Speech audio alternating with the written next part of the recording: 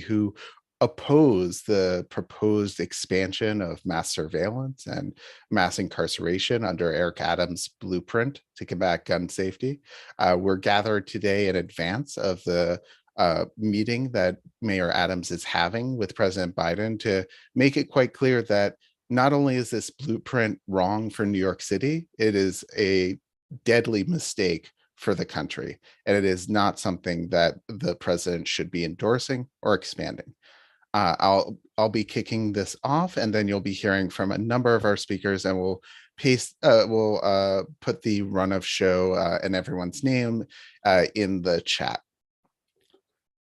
Today, we are here to make clear that mass surveillance is wrong for New York. Gun detection technology is a science experiment poised to put New Yorkers in harm's way. It will get this wrong. It will make mistakes, and New Yorkers will pay the price, possibly with their lives. We know this technology does not work. We know that Silicon Valley will not save us. We know that mass surveillance and mass incarceration is going to be a deadly threat for New Yorkers, particularly for Black and Brown communities. As President Biden and Mayor Adams meet today, we need to be clear that New York and the country as a whole needs to invest in evidence-based measures to promote public safety, not in mass incarceration. The COVID-19 fueled spike in shootings is heartbreaking. None of us want to see the level of violence that we've seen in recent weeks and months, but we know that we cannot arrest our way out of a pandemic or the violence that it has caused. And we know that the technology being advocated for by Mayor Adams is a deadly mistake. Facial recognition has been proved to be biased, error-prone, and invasive. The technology is used thousands of times a year without any oversight.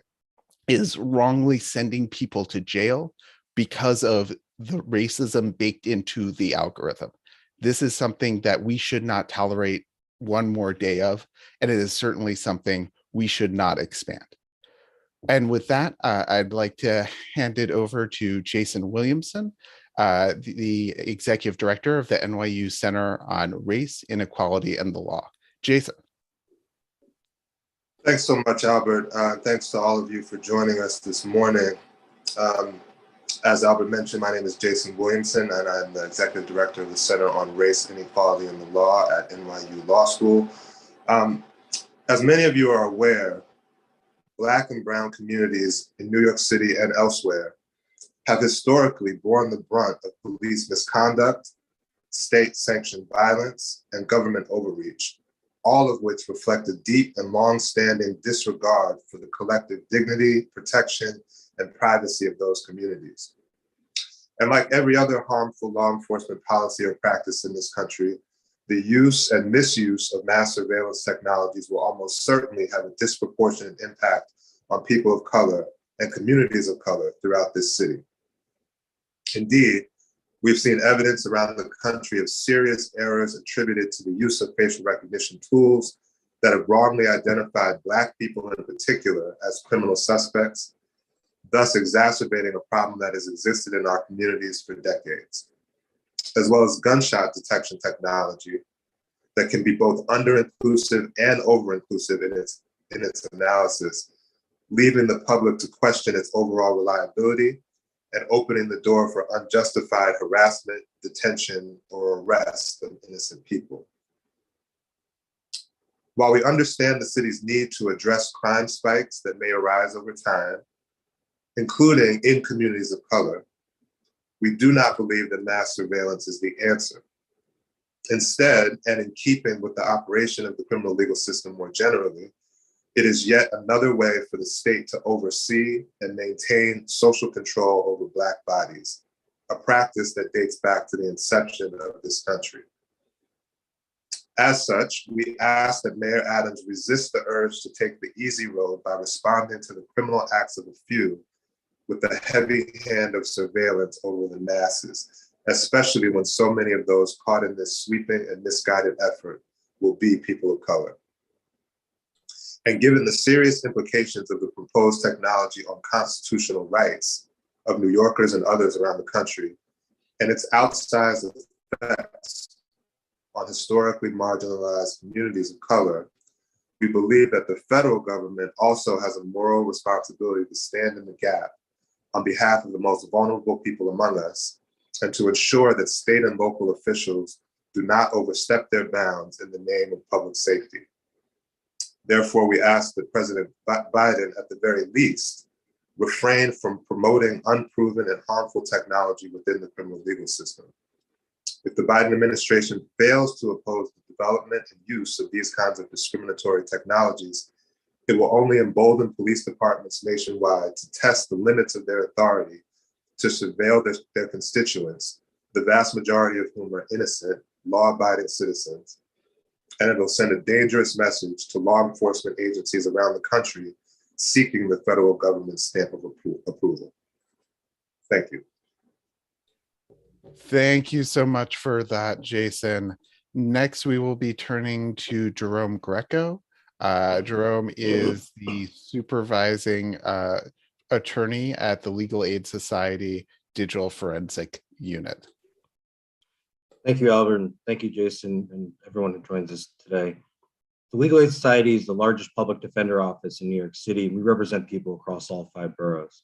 Our clients are often from the same communities that the New York City Police Department has a long history of targeting. Through our representation, we see the cost of constant police harassment, whether it be through physical interactions or invasive surveillance technology. We also see the NYPD's lack of accountability and transparency and the results of the reliance on junk science and inaccurate technologies. Mayor Adams' plan to expand the NYPD's surveillance capabilities will have negative effects felt both in the moment and for years to come. There is a reoccurring pattern of using our clients as guinea pigs in failed experiments, then apologizing to them after stealing years of their lives. Often when someone is released after being falsely convicted due to misidentification, junk science like bite mark evidence, or police misconduct, the releasing judge apologizes to the person for the damage that was caused to them. Yet at the same time, police and prosecutors continue to use new forms of faulty evidence, never learning from the mistakes of the past and disregarding the harms inflicted on the falsely accused, the falsely arrested, and the falsely convicted. Facial recognition is biased, inaccurate, and invasive. Repeatedly, studies show that it's less accurate on people of color, women, young people, and transgender people. Yet Mayor Adams wants to increase the NYPD's reliance on it. Gun detection technology is inaccurate and will be wielded against targeted communities to attempt to justify the NYPD's continued harassment of them. The solution to the problems that were caused by stop and frisk is not to add ineffective technology as part of the equation. The NYPD's claims about wanting to establish positive ties with the communities they allege to serve are inconsistent with the use of faulty tech to harass people who live or work there. False positives will put lives at risk because the NYPD will respond in full force with guns drawn. In 2018, before he was president, Joe Biden recorded a video message praising the Legal Aid Society. In that message, he said, "We have a common bond. Stamped in our DNA is a sense of what constitutes justice and what constitutes an abuse of power." He praised our fight against unjust bail practices that make poverty a crime and acknowledged we pushed essential fundamental changes to our criminal justice system. President Biden, Mayor Adams is attempting to undo the reforms you praised and increase the NYPD's use of harmful surveillance. If you genuinely believe what you said 4 years ago, then do not compromise your principles by supporting Mayor Adams' plans. At minimum, visit Rikers Island and see firsthand the daily harms being inflicted on people held there before you decide to support sending more people there. We should not be willing to sacrifice people to the criminal legal system so Mayor Adams and President Biden can score PR points, and at the same time not hold them accountable for still not addressing the underlying problems that lead to violence. The money spent on surveillance systems for the NYPD will be better spent on resources that New Yorkers actually need. Thank you. Thank you for that, Jerome. Next, we're going to Matt Mahmoudi. Matt serves as advisor on artificial intelligence and human rights for Amnesty International. Matt, over to you. Thank you, Albert, President Biden, and others attending this today. My name is Dr. Matt Mahmoudi. I'm a researcher on AI and human rights at Amnesty International. And we've been investigating over the last few years facial recognition technologies, which carry a range of unique risks to human rights, not least by threatening the right to privacy, equality and non-discrimination, and freedom to assembly and expression, as has been described by my colleagues here today. The NYPD, for instance, has invested in facial recognition tools, including software seemingly provided by Clearview and DataWorks and others. It uses a surveillance system developed by Microsoft known as the Domain Awareness System, which gives police officers access to an estimated 20,000 feeds from public and private cameras. These feeds, when combined with other cameras and facial recognition software, can be used to track the face of any individual in New York City. The technology, which is by design in violation of the right to privacy, depends on the bulk monitoring and scraping of millions of images without your knowledge or consent. And it is time and time again been used to harass, in particular, Black and Brown communities. Given the persistent challenges in freely accessing information about invasive surveillance deployments from the NYPD, Amnesty International and colleagues have analyzed over 45,000 intersections across New York City, looking for cameras that could help us generate a better understanding of the potential exposure and risk of facial recognition.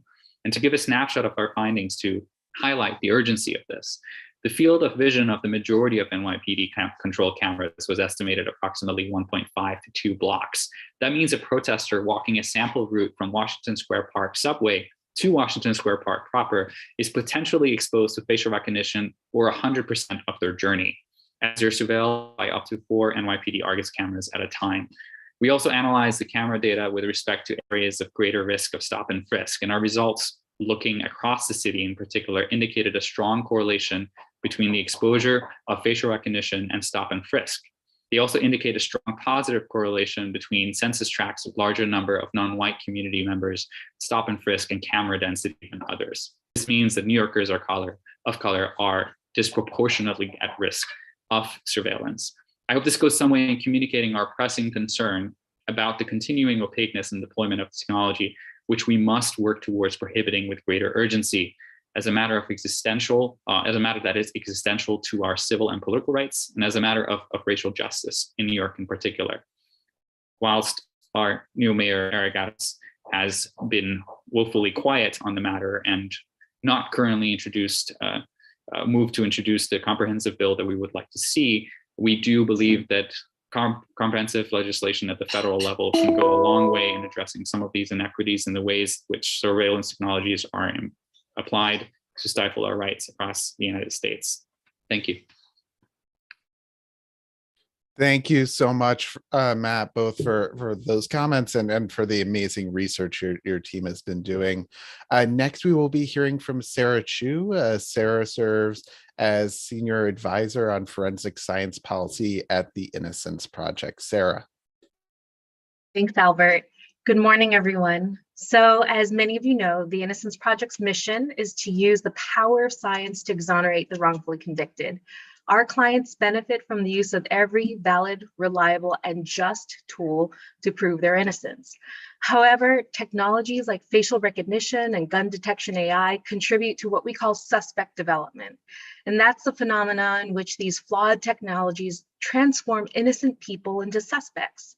This increases the risk of wrongful conviction because once innocent people become the focus of investigations, our cases demonstrate that even clearly exculpatory evidence does not derail the investigator's certainty of that person's guilt.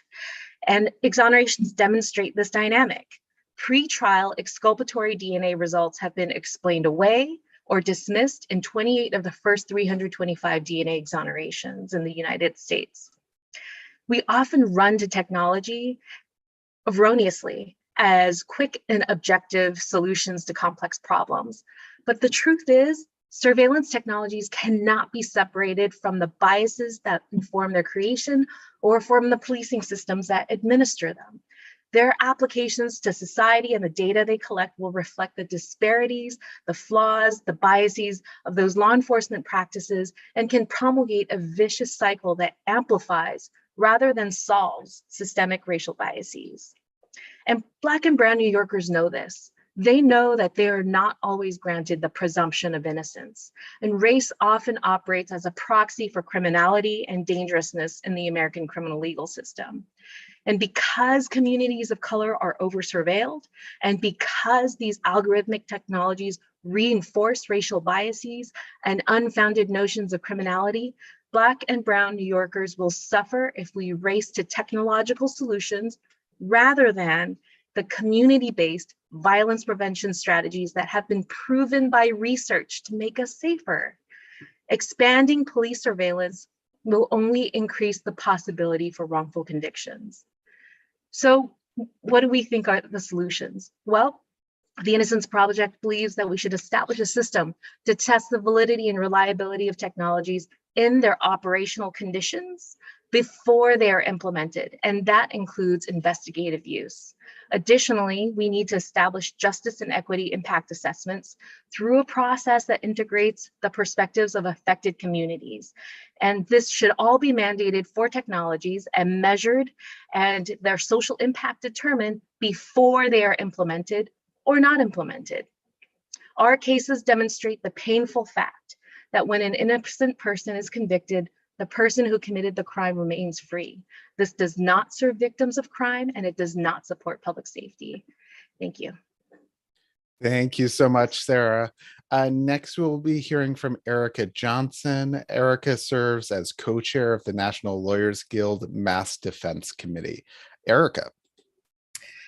Good morning, everybody. My name is Erica Johnson, as Albert Kahn mentioned, and I'm one of the co-chairs of the Mass Defense Committee of the National Lawyers Guild. And to be clear, the National Lawyers Guild is the intermediary. Legal observers are the intermediary between police and protesters, and we show up to help protesters protect their First Amendment rights. From the civil rights movement to the Black Panthers and COINTELPRO, history has proven that police cannot be trusted with surveillance technologies. The answer to increased violence has never been more surveillance, especially when police are biased against minorities.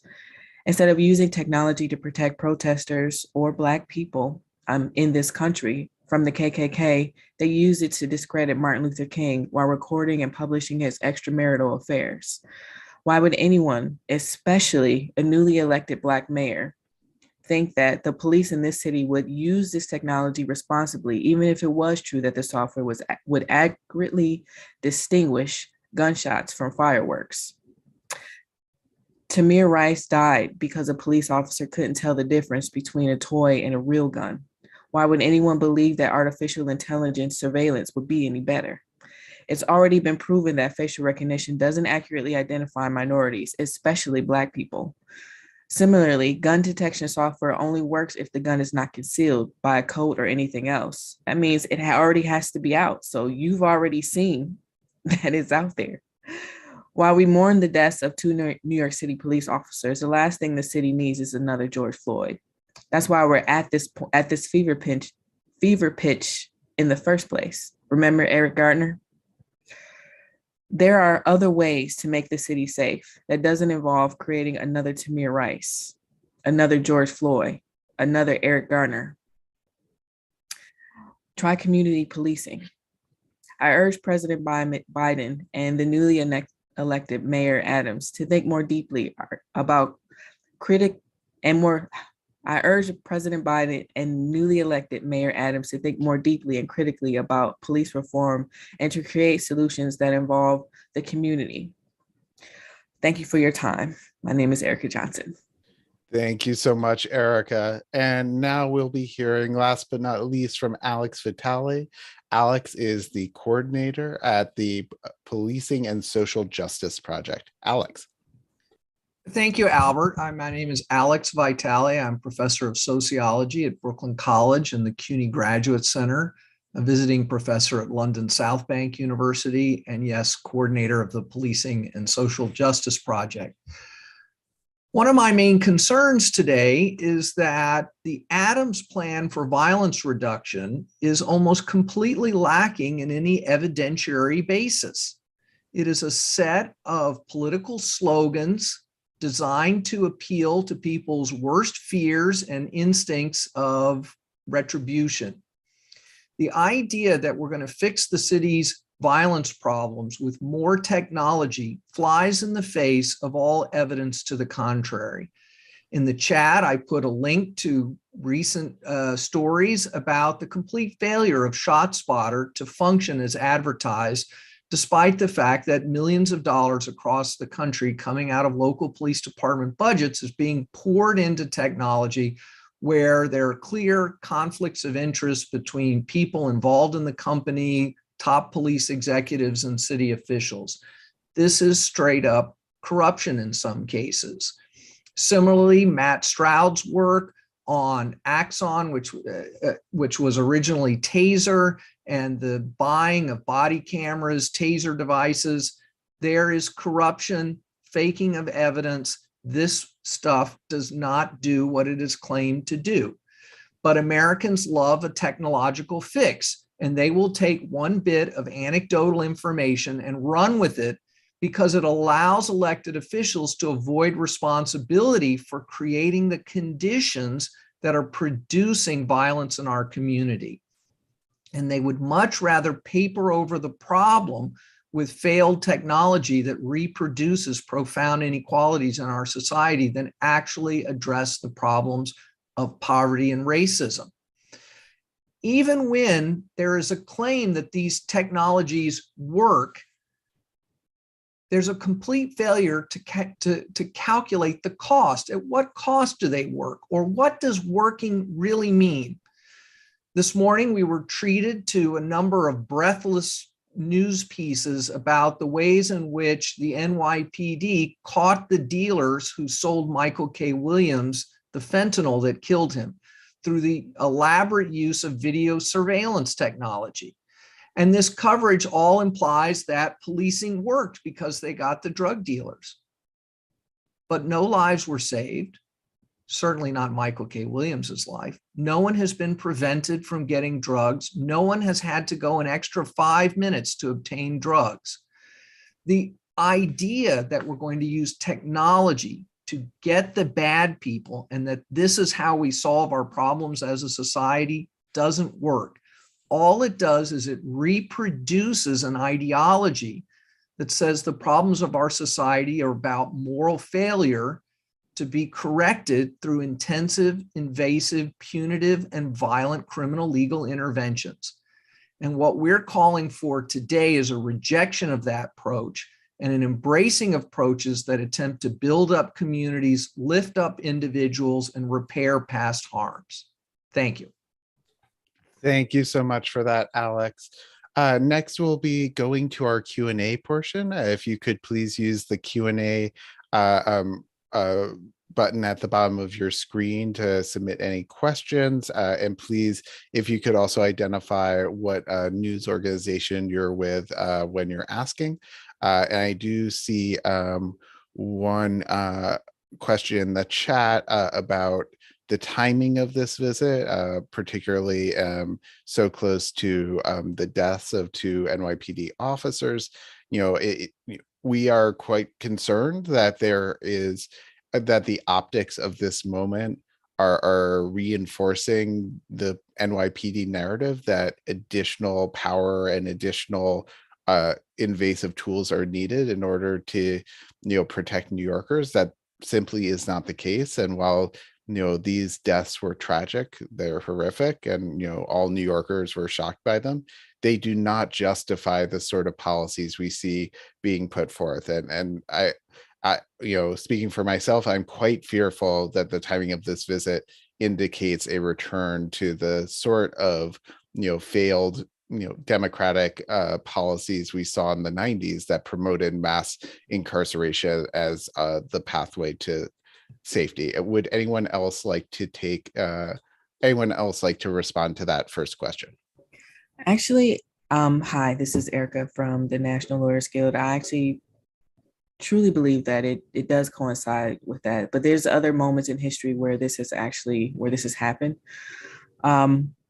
Speaking of police involvement and politics, the optics don't look good for New York City right now. The COVID-19 pandemic has exacerbated the relationship between police and protesters, between socioeconomic groups, especially in African American communities. And New York City is suffering from a huge crime wave. We just saw, like in the newspapers, that Rite Aid is being robbed without prejudice because of the different politics within the city. But the underlying problems are still there: racism, poverty, the things that we haven't solved. So we can't just look at this one incident and say, okay, now we're going to go back to police surveilling these communities of colors, when we've already seen in history, from MLK to the Civil Rights Movement to Black Panthers and COINTELPRO, that it doesn't work that way. We need to try something new. This is the time to turn the corner. And I know there's additional pressure because of the mayor being Black, and he's also was part of the NYPD.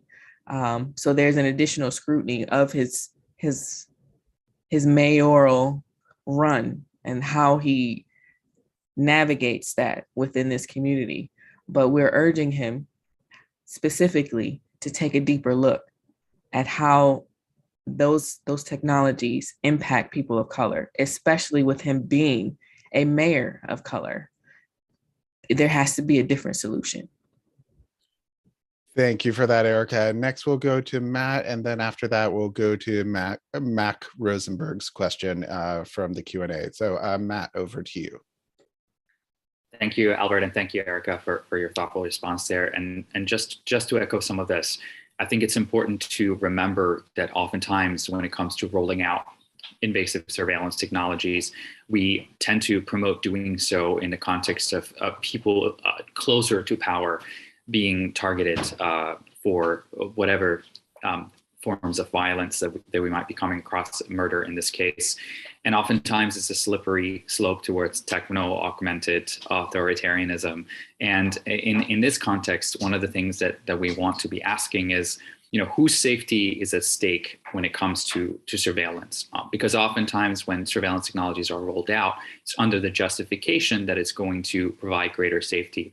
But one of the questions that we don't ask is what proportions of society, and in particular of New York City, are going to be safer from the rollout of facial recognition technology for mass surveillance. And certainly, if we're talking about public safety, then communities who have consistently been left out of the conversation remains Black and brown communities. It remains communities who are at most risk when it comes to facial recognition technologies and the forms of compounded targeting and compounded violence that they might experience as a result of it. I mean, again, our data shows that there is a correlation between stop and frisk and facial recognition exposure. That's not a coincidence, and we have to pay attention to that. So once again, I urge you to think about, when considering the rollout of surveillance technologies, whose safety is actually at the center of that debate. And if it isn't our most targeted communities, then there is no way that discussion can even be had in the first place. And surveillance, in this context, facial recognition for mass surveillance, should be banned. Thank you for that, Matt. Now, I know we'll go to Alex Vitale in just a sec. I just wanted to quickly respond to Mac Rosenberg's question first. I think the mayor is completely wrong to conflate mental health and violence. We know that this is a stigma that has long been used to, target individuals' mental health needs, when the evidence is clear that individuals in mental health crisis only pose a danger to themselves in the vast majority of cases. This is not a community that should be seen as a group to be targeted with police, and I don't think the mayor's right to conflate those two. And when it comes to the mayor's claim that we need more police officers, this is always what we hear. Every single time there is any change in crime levels, we hear that more police is the answer, but we never see the evidence that it's the case. Where's the evidence that we don't have enough officers already? When New York City has in the past hired more officers than the NYPD itself requested. This is simply a political talking point. This is not evidence-based. And I'm really concerned that, we've lost sight of the fact that it's COVID-19, the economic insecurity and psychological trauma of COVID-19 that is driving this spike of violence. It is not something that can be addressed with more NYPD officers. Next, I will pass it over to Alex Vitale for his thoughts on this question. Thanks, Albert. Well, let me just follow up on the headcount issue. You know, during almost every year of the Bloomberg administration, the NYPD headcount fell. He oversaw a massive reduction in the headcount, and every one of those years, crime and violent crime and shootings fell. So we have a decade of evidence there that shows that there's absolutely no connection between the NYPD headcount and violent crime rate and shootings. Also, as Albert pointed out, why is there even a discussion of mentally ill people in the subway in a report about shootings, right? The mayor's plan was about reducing shootings. There are no homeless people in the subway shooting people. It does not happen. There have been some terrible incidents, of course, but they have nothing to do with shooting. And this is just another example of how the report is engaged in a kind of political pandering rather than actually looking at the evidence. And finally, the premise of the question is actually inaccurate. If you look at the plan, there is no expansion of mental health services. What the mayor says is he was going to reprioritize spending within mental health services. He's just moving money around. There is no increase in mental health services. So he is increasing resources for policing, failing to increase mental health services, and is going to just try to criminalize his way out of the problem. Well, this is what New York City's been trying to do for 30 years, and the problem is worse now than it's ever been. This is not a solution. We need supportive housing. We need real mental health services, not a few outreach teams backed up by police. Thank you for that, Alex. We'll go to Erica next, and then we'll go to Sylvina's question from the chat. But Erica, over to you. Just real quickly, I just want to emphasize the importance of mental health issues, especially in Black and Brown communities, because we are seeing an increased spike in things that are happening that obviously haven't happened before because we've never been in a pandemic in our lifetime. And that is the important thing that we should be focusing on, not conflating the two with policing, because that is a separate issue in and of itself that has also been exacerbated by the COVID-19 pandemic and New York City being a major city. New York City used to be innovative. We used to be the city to follow. So whatever practices and things that we institute in this city, everybody else is going to pay attention to. So how we handle this now is going to be how people might handle this in the future. So we need to be very careful. This is a big, big conversation, mental health and policing. Because don't forget, we just had George Floyd. We don't want another Tamir Rice. We don't want another Tamir Rice. We don't want another Eric Garner. We don't want another one of those. So we have to be very careful about how we're instituting these and how we're thinking about mental health. And mental health is its own issue, especially for Black and Brown people. We need to make sure we focus on that separately and distinctively and solving those issues before we deal with community policing. That's a separate issue that will not be solved with surveillance technologies. Thank you for that, Erica. Very important points to remember. This is not a question about abstract civil rights or abstract values. This is a question about police violence and the threat that these tools pose, particularly to Black and Brown communities. To go to Sylvina's question from the chat, historically, the NYPD has contracted with DataWorks Plus, Endemia, NEC to provide their facial recognition system. They've also in the past had relationship with Clearview AI, where large numbers of officers used free trial accounts to conduct the most facial recognition searches of any police department in the country at the time that those customer records were leaked to the press. We see suggestions that there would be potentially an expanded relationship with Clearview AI under the mayor's plan, but we have yet to have any certainty on what vendors the mayor would want to work with. Additionally, the mayor has proposed the use of gun detection AI, which uses computer vision technology to purportedly identify a gun in real time with camera systems. The technology is error prone. It doesn't work for any gun that isn't in plain view, and it we view it as most likely pseudoscience. And we have not seen any certainty about what vendor would be used for that trial program as laid out in the mayor's blueprint. All right, well, I just wanted to put out one last call for questions. If you have any other questions, feel free to use the Q&A button at the bottom of your screen to submit those. And I'll give people just a moment to type those in if you have any. But otherwise, we will be concluding the press conference now, and just wanted to thank everyone, thank all of our speakers for coming out and joining us in pushing back against this misguided blueprint. Thank everyone who attended. Thanks particularly the members of the media, and please don't hesitate to reach out to Will Owen on our communication staff if you have any follow-up questions or would like to connect with any of the speakers from today's event. But thank you all so much.